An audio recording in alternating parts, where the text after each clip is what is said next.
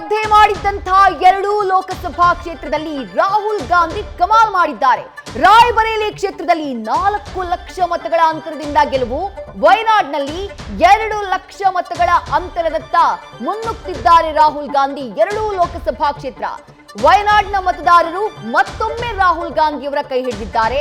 ಅಮೇಠಿಯಲ್ಲಿ ಈ ಬಾರಿ ಸ್ಪರ್ಧೆ ಮಾಡಲಿಲ್ಲ ರಾಹುಲ್ ಗಾಂಧಿ. ಅಮೇಠಿಯನ್ನ ಬಿಟ್ಟು ತಮ್ಮ ತಾಯಿ ಸ್ಪರ್ಧೆಯನ್ನ ಮಾಡ್ತಾ ಇದ್ದಂತಹ ರಾಯ್ಬರೇಲಿಯಲ್ಲಿ ಸ್ಪರ್ಧೆ ಮಾಡಿದ್ರು. 4 ಲಕ್ಷಕ್ಕೂ ಅಧಿಕ ಮತಗಳ ಅಂತರದಿಂದ ಗೆದ್ದಿದ್ದಾರೆ.